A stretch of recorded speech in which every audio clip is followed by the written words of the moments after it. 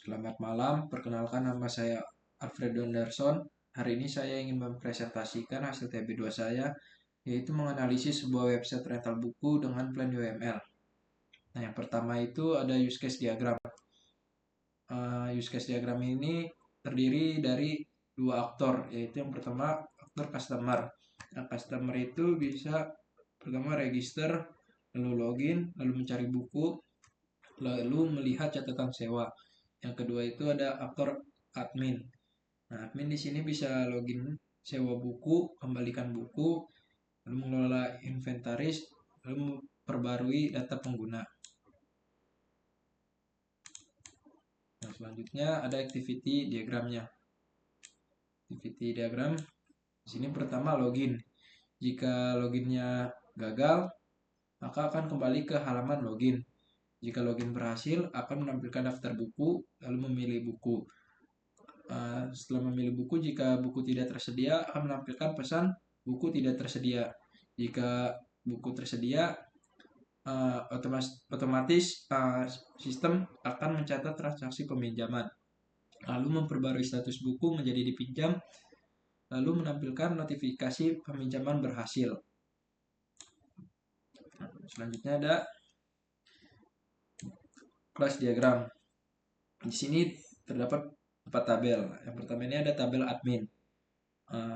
Di tabel admin ini memiliki beberapa atribut, yaitu admin ID, username, password, lalu bisa memanage buku, update customer detail. Nah, di tabel book ada atribut book ID, title, genre, nama, ketersediaan. Lalu bisa lihat detail customer. Di sini tabel customer juga memiliki beberapa atribut, yaitu name, email, phone number, lalu address. Customer juga bisa melihat catatan sewa. Habis itu rental. Di sini ada atribut rental ID, tanggal rental, tanggal pengembalian, buku, sama customer. Nah, terakhir itu ada sequence diagram. Di sini akan login ke dalam sistem rental buku. Lalu basis data akan memverifikasi akunnya si customer ini. Selanjutnya akan dicek autentikasi akunnya. Jika login berhasil, bisa cari judul buku, lalu memeriksa ketersediaan buku, detail buku, lalu akan menampilkan detail buku. Habis itu akan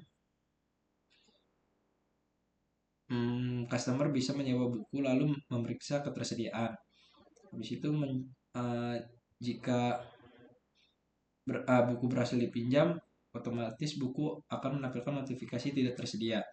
Lalu database akan mencatat transaksi peminjaman dari customer ini. Jika sudah dikonfirmasi dan peminjaman berhasil, kalau tidak, jika berhasil, buku akan memberikan notifikasi tidak tersedia, sehingga buku yang sudah dipinjam tidak bisa dipinjam lagi. Selanjutnya website dari rental buku tersebut. Nah, di sini masih ada beberapa error. Harusnya terdapat gambar dari masing-masing buku ini. Nah, pertama kita harus login terlebih dahulu. Jika customer belum memiliki akun, harus terdaftar terlebih dahulu. Nah, di sini ada username, password, nomor telepon, alamat. Jika customer sudah melakukan registrasi, kita tinggal masukkan akun tadi yang sudah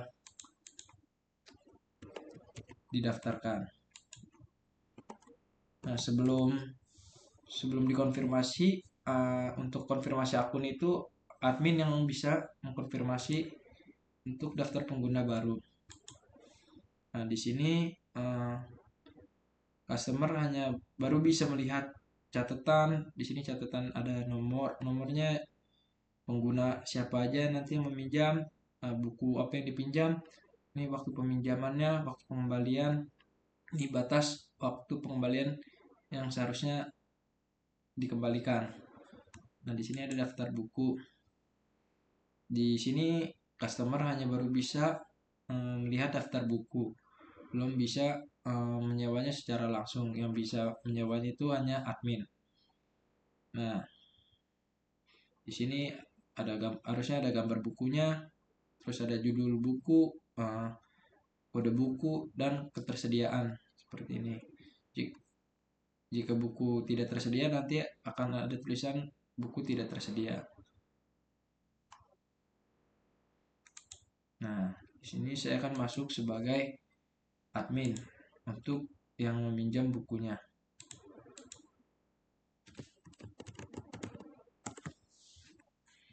Nah, di admin ini memiliki beberapa detail seperti dashboard. Yang seperti ini dashboardnya ada daftar bukunya. Di sini ada total 19 buku. Ada daftar kategorinya ada 10. Di sini pengguna sudah ada 9 pengguna yang melakukan yang sudah melakukan daftar di web ini. Nah, di data buku ini admin bisa melihat data yang terhapus. Buku apa aja yang sudah dihapus bisa tersimpan di daftar buku yang terhapus ini. Lalu admin juga bisa menambah data buku. Nah, di sini kita bisa menambahkan kode buku seperti yang tadi ada T001, di sini ada judulnya, lalu memasang gambar dari buku tersebut, lalu memilih kategorinya. Kategorinya ada banyak seperti komik, fiksi, horor, sampai percintaan. Nah, jika buku sudah didaftarkan lalu disimpan. Nah, di sini selanjutnya ada kategori.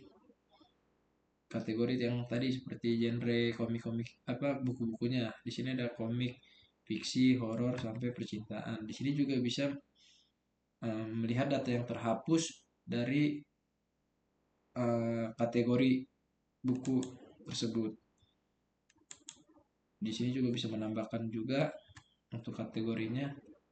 Nah, di sini pengguna, ada daftar pengguna. Ini beberapa pengguna yang sudah daftar. Ada nomor teleponnya juga. Lalu di sini kita bisa melihat detail.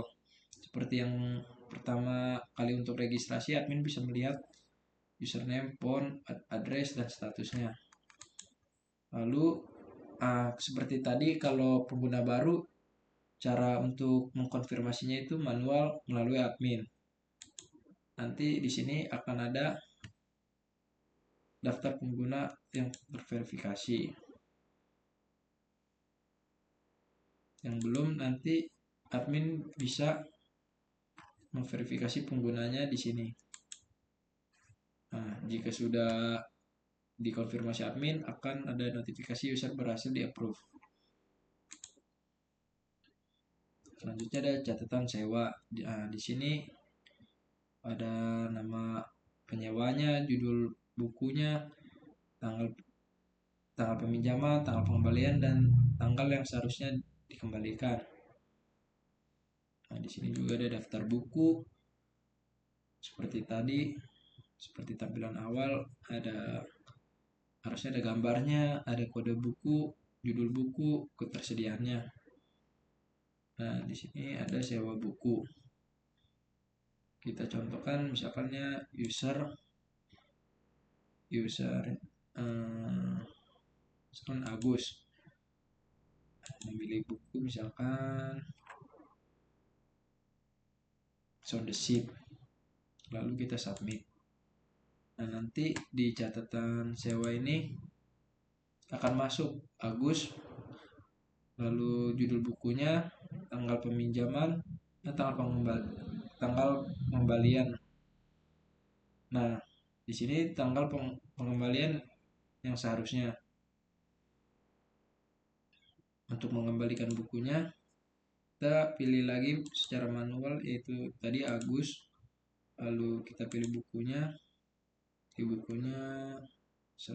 lalu submit. Nah, buku berhasil dikembalikan. Nah, nanti dicatat di actual return date di sini. Lalu sudah, itu saja. Sekian presentasi dari saya. Terima kasih.